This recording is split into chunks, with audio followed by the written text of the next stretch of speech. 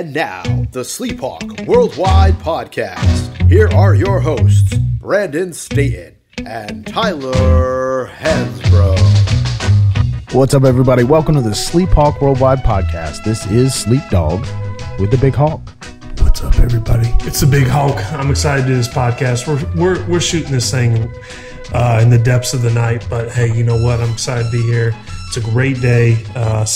I'm excited about this pod. Guys, it'll be Monday when you're listening. I'm sitting here in my living room watching, is that Queen Latifah singing the national anthem? Wow. Sunday Night Football. It is 8:20 Eastern here on Sunday. We wanted to wait a little while so we get some of these football games under wraps so that by the time this comes out, we're not talking about some old shit and you just want to know about football.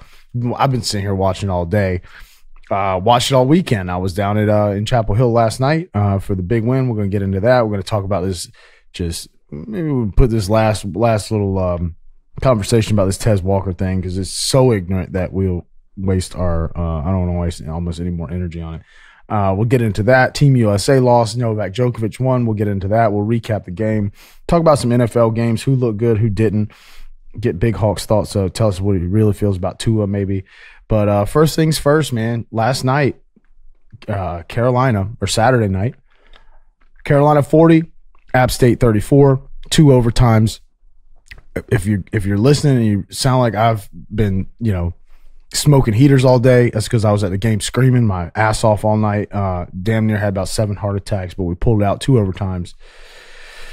2-0 and dropped 3 spots from 17 to 20 in the AP poll, just getting no respect in Chapel Hill for anything football related. But did you see the game, Big Hawk, and what were your thoughts? First of all, I was driving back from Cincinnati from a big pickleball tournament. Me and my brother, we took gold in men's double in the amateur division, so it was a big win for us. So I listened to the game on the drive back, but we got the dub, which is the first thing. Second thing, I've always said this: any sport, whenever you play an in-state, I'm not sure you call them a rival, but an in-state opponent, it's going to be a difficult game, especially App State. A lot of the kids that go to App State probably wanted to go to UNC. Let's just be honest with you. And so it's a tough game to play against a team that has a massive chip on their shoulder, especially kids that wanted to go here. But it was a great game. My takeaway was Drake came through big for us.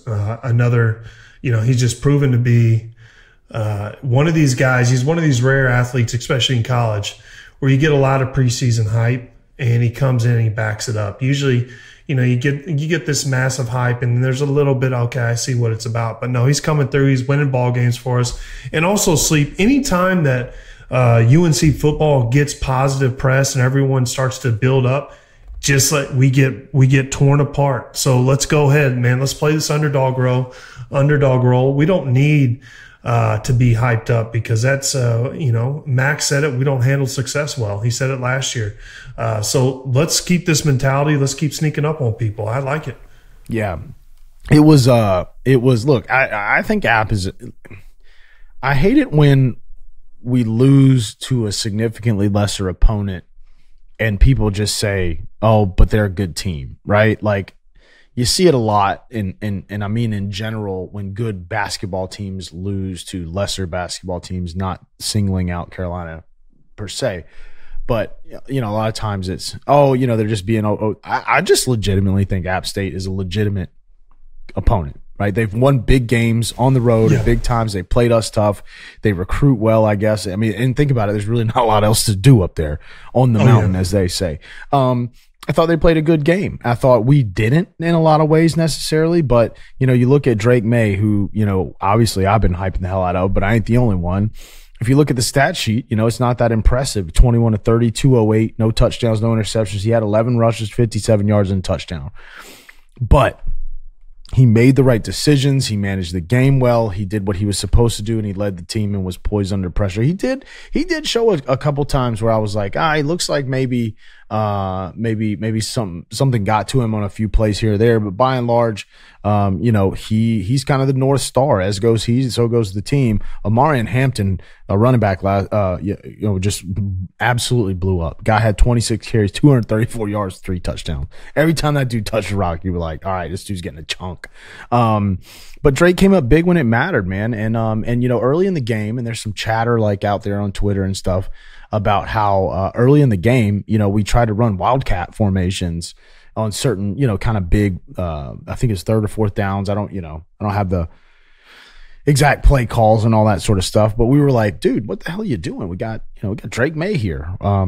Why are we running the wildcat? And then you juxtapose that with, you know, how strong our running game has been, and you can kind of see why. And that's not just coming from me, because Mac Brown actually came out after the game and acknowledged that pretty early on in the game. He said he got on the headset, phoned it upstairs to the OC, and was like, dude, we got to cut out this wildcat. And to his credit, Lindsey said, yeah, that's a good idea. And you know, we did what we had to do. And I said after the game, I was like, you know what? Like, was it a great win? I mean, in terms of, you know, I think we were an 18-point favorite. So no, I mean, we struggled, but dude, you won the game. And these are the types of games that Carolina tends to lose. So I still have to take this out as a positive. We're 2-0. So yeah, I feel like it was good. Yeah, I think it was a great win. Also, you know, especially after such a good win against South Carolina, you know, it's, you know, beating an SEC team, and then, you know, kind of usually college teams will have a big letdown after a big win. And that's the way it's kind of always been, especially UNC football. So I was really excited that they backed it up and got a win. I don't care who it is. App State's a tough opponent because it's in-state and a lot of kids wanted to come here. Either way, if they're, you know, it's a tough game to play. But the one question I have for you, Sleep, and this is a very important question. Did you go to Carolina Inn before the game? Of course I did. How much? What were the claws running now? Don't know, because I gave a couple of tickets to my buddies, and they sprung for the claws. I tell you what I got on though. They've got these Topo Chico ranch waters. So my guess is those are probably a little pricier than the claws. But what is ranch water? Ranch water is tequila, soda, and lime. But they sell these things in the grocery store, so they can't have actual tequila in them. It says they have agave, but I thought agave was shit that, like, you know, I don't know. Yeah. People use to sweeten their coffee, right? So anyway, yeah, slugged a couple of those bad boys down, go inside. They only had mango claws. So if you're not going to have black cherry, have mango. Shout out, you know, the Blue Zone cookies, you know, I didn't dabble in those this time, but definitely had a couple mango claws. Mangoed. Got mangoed. We about and we are, I mean, yeah, we were feeling pretty slick, pretty hydrated. Yeah, I try to think. We got there around 3:00. Not a big. Your weather was dicey, so it was kind of raining off and on. I didn't think it would be a big crowd. We went to the inn, and it was pretty easy to go in there and get a claw. Walk right over to the stadium. Stop by. Had did a tailgate on the way in. Got in right between the national anthem and the kick. So we were there, you know, from the jump, and you know, stay there the whole time. So it was a good, great game day experience. We actually got real lucky because it did sprinkle like a couple times, but never enough to get like everything wet. So the weather ended up being borderline, but we never got rained on essentially. Perfect. It sounds like a good situation. The other thing I have about the Carolina is towards the end of the football season last year, I think they started giving out, you just walk up and you grab a number, and you can go up whenever your number was like a high school raffle ticket. Oh, yeah, did they do that? Okay. So it was absolutely ridiculous. And that whole scenario is gone, right? Yeah, I don't know. I just stood outside waiting on the calls to come to me. It was kind of like it was the dumbest thing that's ever happened at Carolina Inn. Well, then they had the raffle ticket thing. You go up there, you buy a raffle ticket, you take your raffle ticket, you take and turn it into another desk. Then they give you a wristband. Then you take that wristband, you show an ID, and they give you a different color wristband. And you take that different color wristband back and get your other wristband. Then you go over there and buy a beer. And it's like, bro, come on, like let's just cut to the chase here. And then you drink that within 1 minute. You might as well just buy a bulk purchase of those raffles and go get 15 different wristbands and then get you about 15 beers. Truth is, the move at the Carolina Inn, I'm going to tell it, God and everybody, right here, right now. Get there early enough, park over there, put a cooler in your damn trunk, walk over there and get your claw out of it and walk back over there. They'll never know. And it's not a look, dude, I'm happy to pay the overpriced claw. Just make it easier for me to get one. That's all I'm asking, 100%. guys. It's all Committed. about availability and I think by now you know that we're committed. Okay. Yeah. Nobody knew I was Sleep Dog. Had a SleepHawk. Well, I didn't have the SleepHawk Worldwide T-shirt on. I was really hoping now, like we started YouTube. I was like, maybe one person would be like, "Hey, dude, Sleep Dog." No, Dude, didn't get things it. would have been flowing if you would have worn that. Oh man, but my voice, dude, is so gone. Like I just feel just hacking coming on.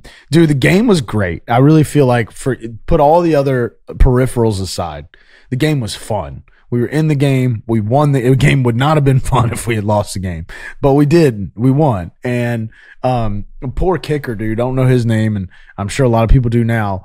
They the damn refs iced the living hell out of Oh my God. iced the living hell out of this kid, man. He's like, we get called for we got the ball, and they're like, they spend 5 minutes trying to figure out where to spot it. Then they get up, and of course, App State's got one timeout left. We run the clock down 2 seconds, right? And we go, and hell, I don't even remember exactly what happened, what sequences happened, because I'm going from memory. I think with 2 seconds left, he goes to like kick it, and right before the snap, they call timeout, right? And ultimately, they spend the next and he misses he goes through with it after the whistle and misses it. Yeah. And we're like, thank God, right? And then they spend 5 minutes trying to figure out where to spot. Nah, I can't. It couldn't have happened in this order. Maybe it did. I don't remember. No, it did. I was watching the game. I was on the drive back listening, and on the radio, because it was third down. Yeah. The other team, App State, they called the timeout, but the announcer was saying, I think it was West Durham. He was talking about, we got the kickoff. Usually, like, they call the timeout right before they snap it, so the kicker doesn't get a free kick. Yeah. And the head coach was upset because after he called the timeout, he had shanked the field goal, and he was like, Before or after this, but like, it took like 5 minutes to spot the ball, and we had initially had 2 seconds on the clock. Then they put like 3 seconds back on the clock, or 5 seconds back on the clock. So we had to run another play. And Drake took the snap and got into the middle, in the middle of the field between the hash marks. And I think that's when the first field goal happened. And ultimately what happened is, I don't know what happened about the getting in the middle of the field, but it took 5 minutes for the kid to get to kick the second one. And he missed the shit out of it. Bad. I mean, dude, this looked like, look, man, and look, the kid looked like the Dr. Pepper kid came out there and just was trying for a scholarship and damn near knocked a pylon over. So, so I'm listening. Was the first miss worse than the second miss? Absolutely not. Absolutely. The first miss, we couldn't tell whether from where we were sitting, which is about 25-yard line, on the side that we were kicking the field goal, you couldn't even really tell whether they missed it or not. Because of course the referees aren't doing the thing because it's dead ball. And look, I'm having fun with this. So we catch heat, I guess, sometimes when people talk shit about Carolina. Take it as you will. This is just what happened. I mean, I hope the kid makes every field goal for the rest of his life. I'm pulling for this kid to make field goals, right? But the first one he missed, we're about to have a heart attack. I'm like, thank God, And the second one, dude, it just never had a chance. I don't know if anybody tipped it or what. It looked like, honestly, if you called me on the field right now and I tried to kick a field goal, it must have been one of those punt, pass, and kick kids. my man pulled that thing. It looked like somebody in the 10th row on the other side had a rope tied to it and just yanked on it as soon as he kicked it. God. So of course we're just terrified at this point. Then we go in and App State runs 3 straight run plays. Boom, boom, bam, boom, bop, fucking touchdown. And we're like, God bless. Now we're losing by 7 in overtime. And then Drake scores a touchdown. No, I'm sorry. It wasn't Drake that scored the first touchdown. Whoever scored it. But then you're like, all right, this kid just missed 2 field goals. Now he's got to make extra point. Because what a really shitty game this would be if he misses extra. He just drills extra point. So we're like, all right, he's back. And then we come down, score a touchdown, and this is just goes to show. I mean, guys, you listen to this show, especially you want to hear me talk about football. Just this personifies what I know about it all. They scored a touchdown, and they're about to go for 2. And I'm like, what the fuck are you guys doing? Right? You just scored a touchdown, kick the extra point, going for 2. You guys crazy? Somebody's like, bro, it's overtime. Like, after the first overtime, they have to go for 2. I was like, oh, all right.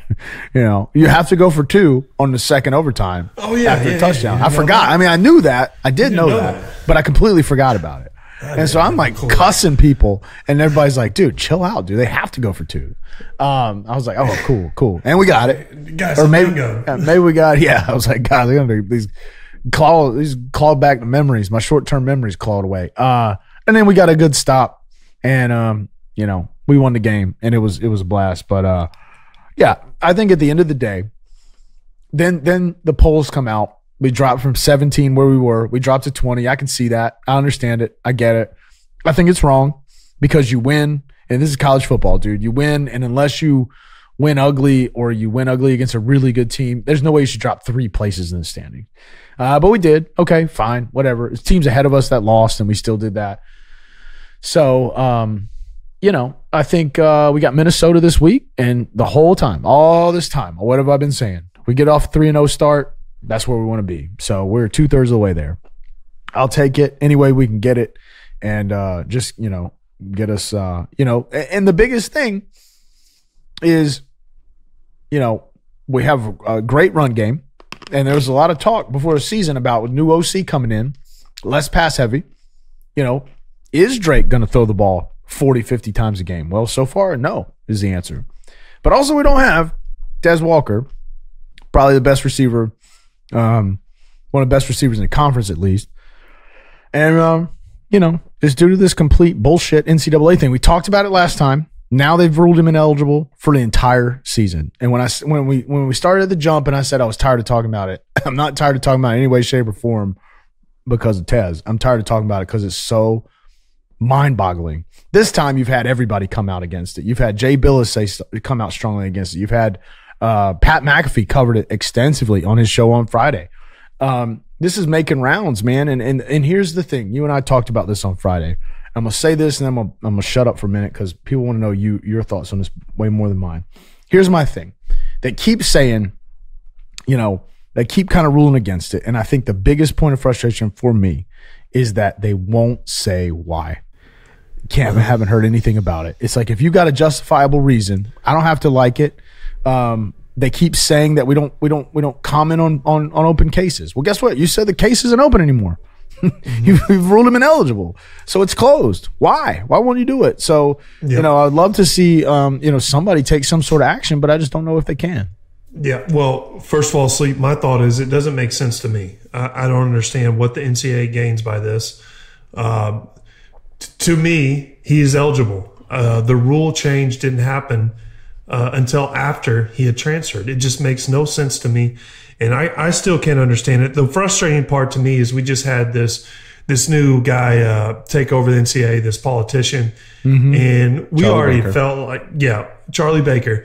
I really felt like this was an opportunity for a great PR that, hey, we're going to change the way the NCAA runs. We're going to change kind of the perception that the NCAA has had and kind of the wrong that they've done to some kids. Okay, I'm taking over leadership, and I'm going to be an example. This is a great opportunity to come out and say, no, we're for the kids. And this absolutely makes no sense to me. Tez should be playing right now. And it's not the fact that I am a UNC grad. I pull for UNC. This is wrong what the NCAA is doing. They gain nothing out of this. They only hurt the kid, and I cannot understand it. They need to come out and have a little more transparency. That's all we've asked for. Hey, why? Why? Make a statement about why he is ineligible. It makes no sense to me and you, Sleep. And I'm pretty disappointed with this move. And I'm also disappointed at how quiet they have been and non-responsive and kind of just take their time. And, their response time to most things is an absolute joke. They're non-responsive. They take forever. And it's not a good situation. And it just doesn't help the case when people are already pushing to abolish the NCAA. Get rid of it. They're not doing very good right now.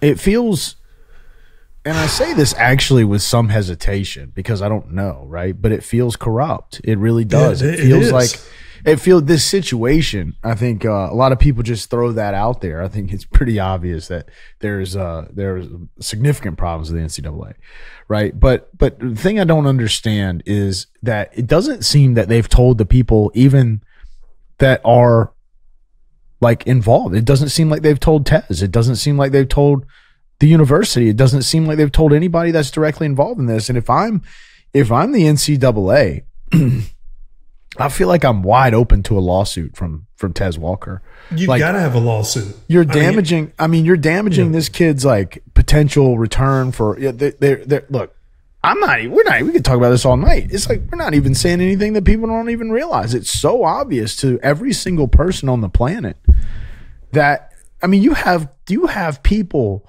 from rival teams, like fans and coaches and stuff from rival teams saying that this isn't right. So it's just, and look, I'll go on the record. If Tez went to NC State instead, it's easy for me to sit here and say it right now because he's not, he's at Carolina, but it would be wrong. It doesn't matter what team the kid plays for. It's messed up, man. And I just can't understand. And I hope that there is some sort of recourse, but that, you know what, if they go and they sue and they win and all this sort of stuff, it'll never replace the thing that they've taken from him. And I think that's what's such a crime and a travesty about this whole situation, man. And it's robbing everybody. It's robbing Tez more than anybody by far, but it's robbing us. It's robbing the team. It's taken away from Drake May. This is Drake May's chance to showcase, himself, and he's losing his best weapon. There's people's jobs at stake. There's a wide receivers coach on the team, right? Whose job is at stake for performance. There's people that are paying money for season tickets that this goes way, way wider than that. And, the NCAA, for all its faults, this is one of the worst I've ever seen. They're just nowhere to be found on it. And Sleep, I will say this as well. With all the talk about mental health and the NCAA, this big push that they've made for making sure that athletes are okay, this is not a situation that helps that. It contradicts what they've been pushing. And I would say if you're a college kid, you transfer to be closer to your grandma who has health issues so she can come and watch your games. And also you transfer to your in-state where you grew up, you're kind of like your university close to your hometown, and the NCAA comes out of nowhere and just says you're ineligible for the rest of the year.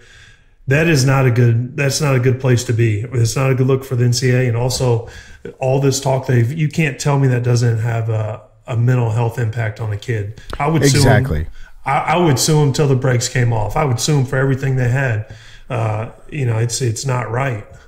That's a great point, because I think there's a lot of talk about how the NCAA says that it's here to help promote mental health and make things better.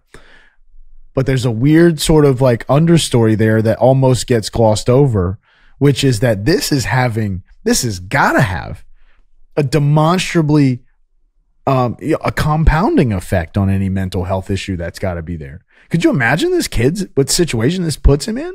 Like whatever, and that's the other thing. So a lot of critics are saying, hey, they just made up this mental health stuff so that he could transfer. Okay, a couple things about this, right? The timeline, first of all, I'm going to go back to that. He shouldn't even be applied to the rule. They put it in place after his ass was enrolled, so it shouldn't even apply to him. But this is what blows my mind, is that nonetheless, they've applied the rule retroactively, and he does seem to check the boxes. They have well-documented mental health case, his mental health history, the help he was getting while he was at his prior schools. These schools have written letters on his behalf. This is stuff that just doesn't happen. Everybody's not just lining up to get in line to like cover a lie for this kid to play football. This is like, and so it's not even, this is case and point what their waiver is supposed to be for. And we've heard other people out in the media talk about how, Mac Brown earlier in the year tweeted that this was a good rule, right? And there was some people accusing him of some hypocrisy, but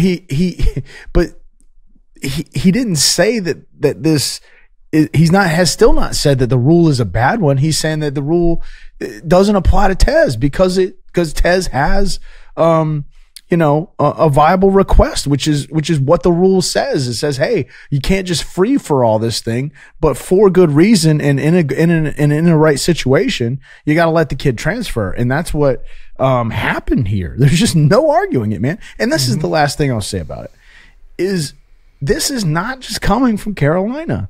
This is coming from everywhere in the country. Yeah. Everybody's on the same page here, and it blows my mind, dude, that like I don't know what can be done. There's people that say, hey, get an injunction. Well, then the point was made that, actually, if you get an injunction, like what that legally does is like enforces what is currently this, the status of things until a resolution is reached. Well, the current status of things is that he's ineligible.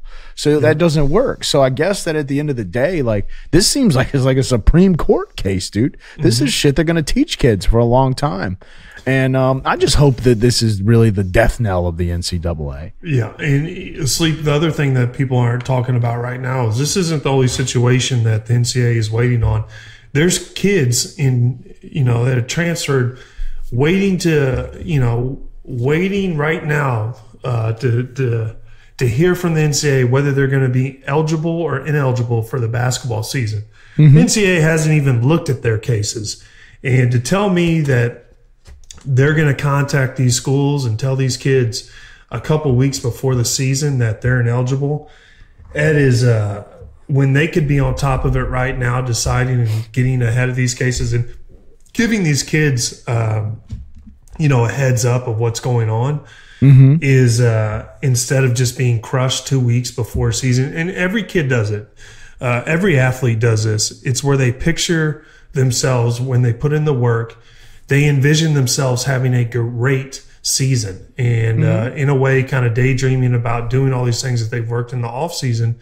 And then all of a sudden, right before the season, the NCAA comes in and tells them, hey, you're ineligible. That is just crushing. And I can't imagine what that does to these young kids. I feel sorry for them.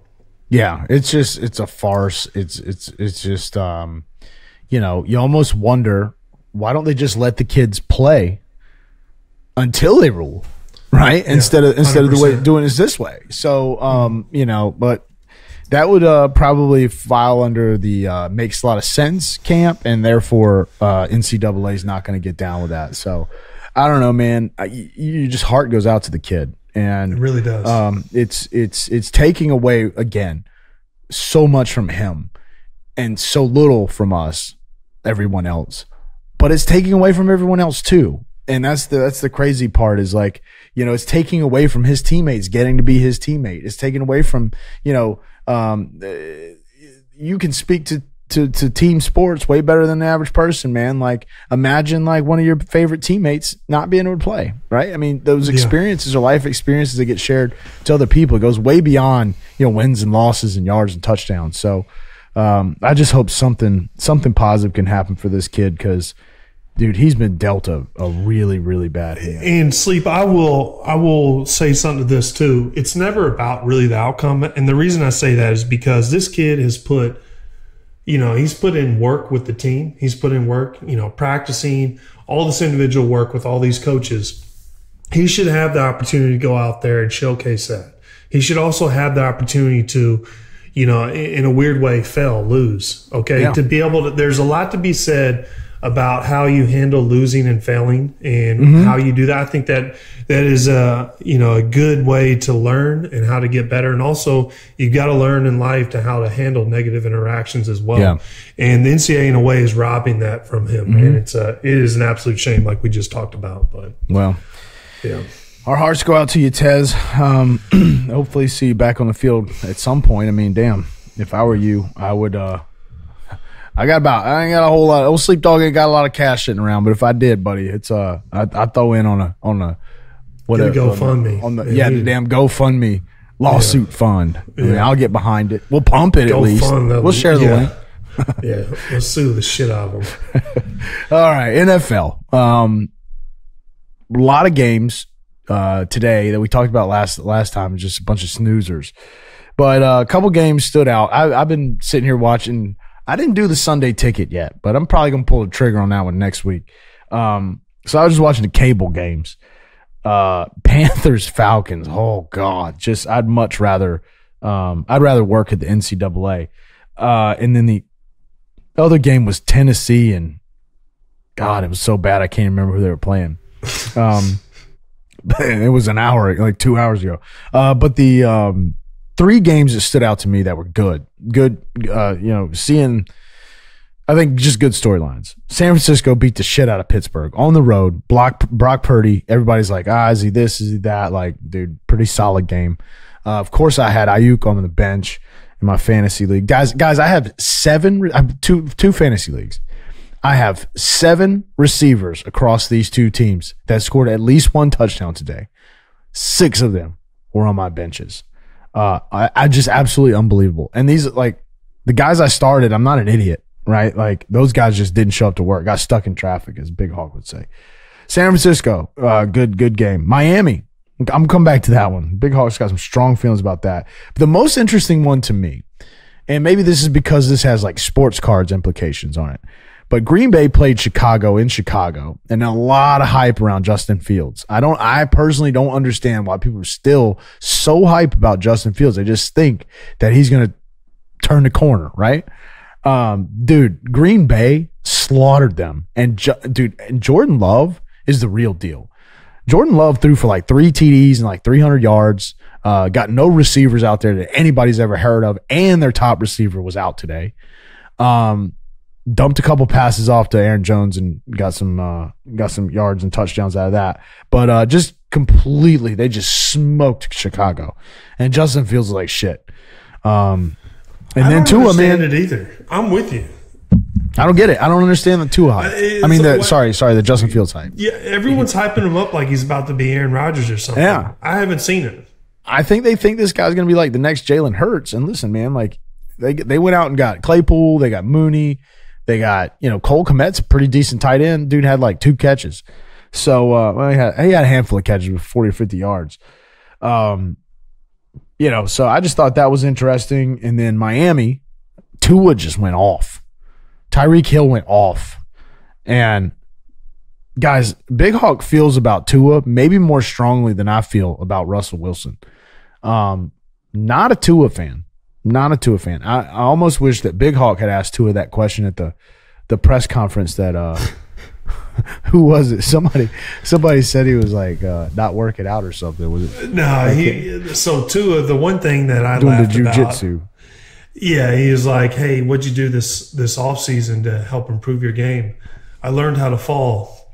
I took Brazilian jiu-jitsu to help me with my falling when I get tackled. Bro, I don't care what you take.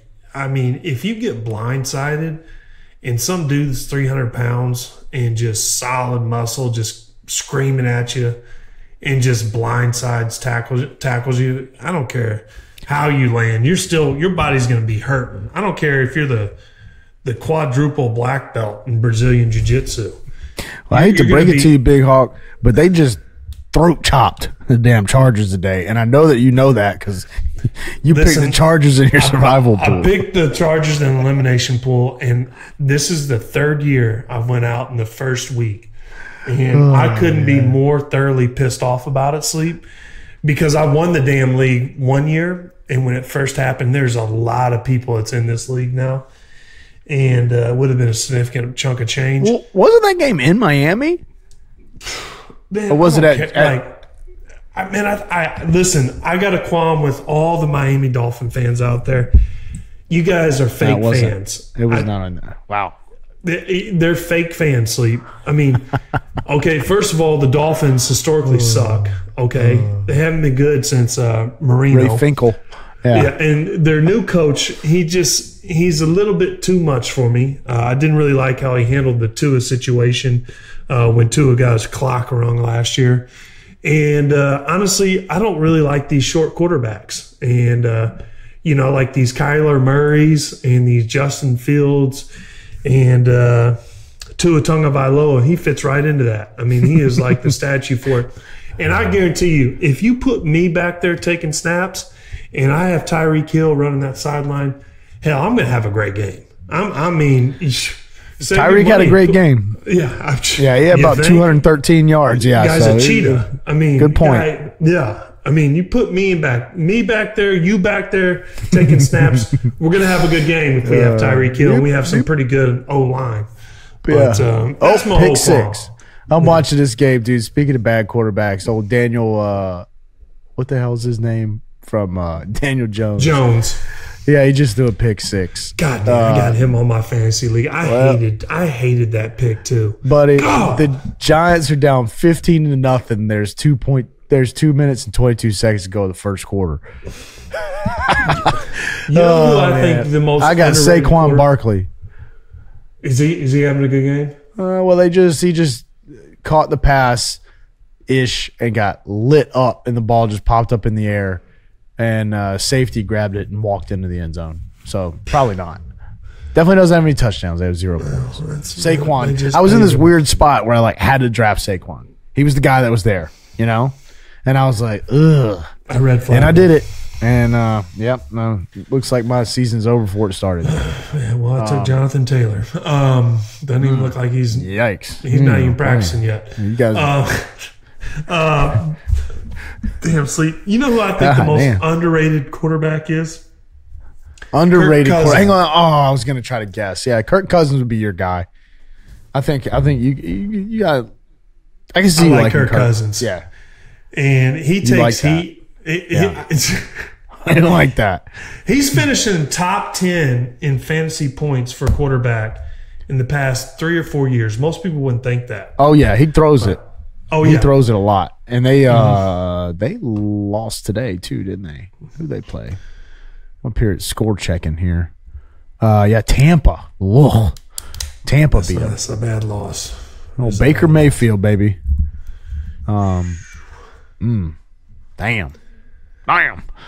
Justin Jefferson had 150 yards. It's amazing to me Justin Jefferson's going to go off every single game. Doesn't matter.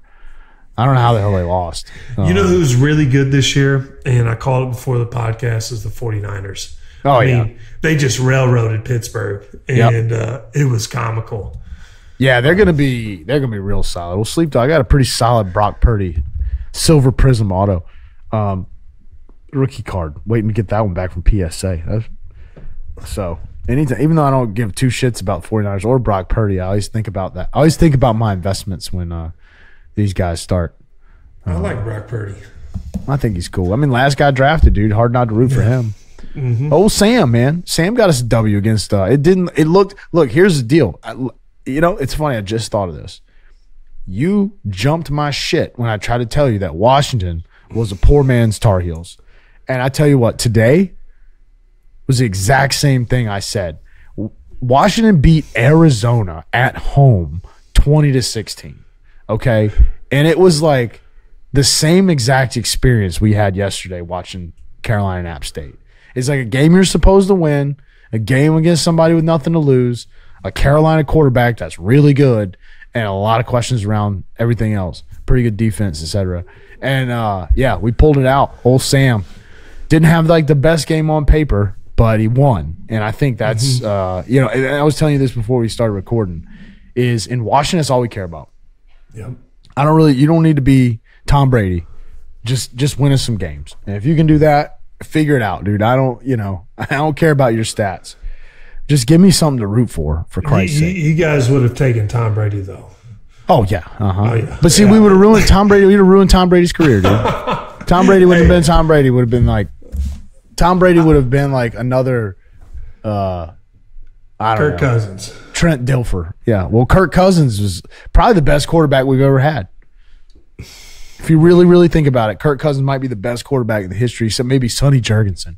You guys did that situation wrong, Kirk Cousins. Yeah. Oh, yeah. We did it all wrong. We always do it wrong. Yeah. They always do it wrong. So hopefully we'll do it right now. Big Sam, man. I'm happy for him. I got him on my fantasy team, too. Starting NFLW, dude. Yeah. Hard to put him in there. I wish old Scary Terry would have put up a few more points today. Yeah. That guy was scary bad. Yeah. I was scared to draft Terry, so even though I'm a Washington fan, man, I don't usually draft many Washington fans, but you know who else is scary? Get out of here in a minute, but Team USA, bro, lost 3 out of 4. Done. Didn't even win a medal. I don't even know they lost to today. Germany or something. I think Germany won the whole thing. Dennis Schroeder was the MVP. Didn't see that one coming. Canada got a silver medal. No, Canada got the bronze medal. They beat us. Dylan Brooks went for like 39. Never a good look. No. Just a woeful performance and I'm getting all hyped up, about training camp starting back up, and Anthony Edwards I still think Anthony Edwards is going to be like top 10 NBA player this year. I think he was probably pretty close last year. He's still really young, isn't he? Yeah, he's super young, man. He's like 22. Yeah, it's crazy. And he could. I mean, he's the only guy they had, like the only just dog they had. But I don't know, man. That's just crazy to me that they can't do any better than that. I mean, I'm kind of baffled too. I mean, what do you think? We should just put the best college kids out there? Well, so it's FIBA or the World Cup, right? They'll fix all this shit before whatchamacallit, the Olympics, right? But I think it goes to show, and there's some really good commentary for any of you guys that are listening that actually care about this. I get that not a lot of people do. But Rudy Gay on Twitter has had some really like interesting perspectives on it. Like just good stuff. Not like one way or the other, like just really kind of I've enjoyed following him, and he thinks that they should try out. He mentioned that a lot of these other countries, their players, would die to be on the team. Our team is selected. That's how he put it. And so it was just, it just goes to show that like in the team, like it still matters. Like chemistry matters, right? It matters in every sport. It's a huge deal. Perhaps nowhere has it been. And I don't think there's like, chemistry is not just getting along. Chemistry is like knowing where the other player is going to be, understanding sort of the unsaid in motion, right? It's inches, it's milliseconds, right? It's precision. And it's not just like getting along, because I think all these guys are cool with each other and there's nothing wrong with that. I think it's great. Old school people will argue like maybe getting along is a problem because the dream team try to kill each other, right? As is famously documented. But I think they'll get it in line before the Olympics, because I think what will happen is you will have some of these, upper echelon guys that will get the satisfaction of knowing that the country needs them to come save the day. So a lot of these guys, your LeBron, maybe not LeBron or Steph or whomever, but those echelon players in 24, when the Olympics happen, a lot more of those guys are going to see this as an opportunity to come in and be the hero. And I think you'll have a really, really deep roster. And hopefully something to prove. Because if this shit happens in the Olympics, it's going to be dicey. I was a teammate of Rudy Gay for 2 years. He's a good dude. Dude, I've always loved Rudy Gay. Rudy Gay was a dynamic, probably 3, 4, 5 years fantasy guy. Stud. Yeah, he could do it all. He did everything. He was silky smooth too. My fantasy team name one year was Rudy Gay and Chardonnay. Remember that song? Yeah, he was a good one. Yeah. But I think that was funnier. No, I do. I like it. I just hate Chardonnay. Well, so do I, but it was a song, and it was Rudy Gay. It was a good play on words. What's your team? Can you state your fantasy football team name on the air? Champ. I won it last year. Champ. So it's called Champ. That's a good one. Wow. Do you watch? God bless, dude. And reach real deep in the think tank for that one. Okay, well, what's the other one? Hamilton sucks. It's one of my favorite lines from Secession. I think it's where, what's his name? Tom's talking to Greg, and he goes, listen, this is a safe space. You don't have to admit that you like Hamilton. And he's like, I like Hamilton. He's like, no one likes Hamilton. Hamilton sucks. You can say that. And I thought it was so funny. Because I watched Hamilton, and Hamilton sucks. I don't care. Yeah, we talked about it once. I haven't seen Hamilton, and I haven't seen Succession all the way through. I got to get Succession's really good. Don't watch Hamilton. Yeah. Okay. You watch Vice Principals? Yeah. I've seen No, not Vice Principals. Righteous Gemstones. You watch Righteous Gemstones? I've seen them all. Yeah. So my my fantasy team name is Baby Brandon's Bible Bonkers.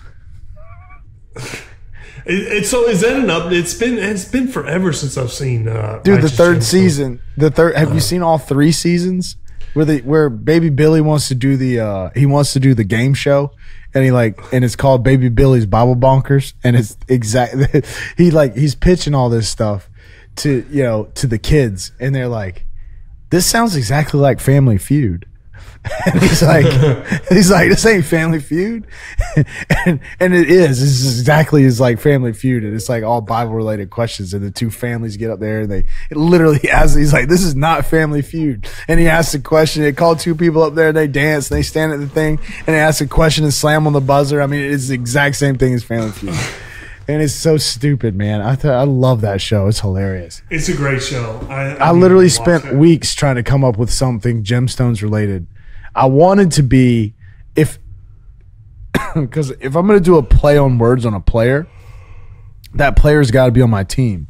Like I have on one team, I've got Chris Olave or whatever from New Orleans, who I said not to draft in my fantasy football preview, so I drafted him. I figure one of the others is going to be true. I drafted Jalen Hurts, and I said, guys, do not take this guy. And my team name in that league is Olive Garden. Anyway, I'll be here all week, guys. So if you guys have any recommendations, ain't no courtesy laughs on SleepHawk. Shit, man. I mean, shit dry as a breadstick. Anyway, dude. Well, guys, this is I'm sitting here watching this struggle fest on this Sunday Night Football. We're gonna have at least we'll be relevant, right? When you show up, you hear if you just listen to this, at least it's not like we started talking about, we didn't preview the damn football games that already happened by the time you're listening. So we'll get better at doing it. See, the only thing is, like, really what I need to do before we do this is drink a cup of coffee. But I'll be up for 3 days if I drink a cup of coffee at 8 o'clock. I had that internal debate. Hey, should I have some coffee and be on my game, or should I just kind of? You drank coffee, didn't you? You had a little smidge. No, I did not. No? I swear I did really? not. Wow. No, all right. Yeah, I was when thinking. I started, I could tell I was trying to paint a picture on a story on a few of our topics, and it just didn't. Like it wasn't Picasso-esque. God, guys, it's 9:08 p.m. and I'm awake. And that's on a Sunday night, buddy. That is just miracle on ice. Anyway, man, I don't really know. You got anything else, Big Hawk? Stay safe.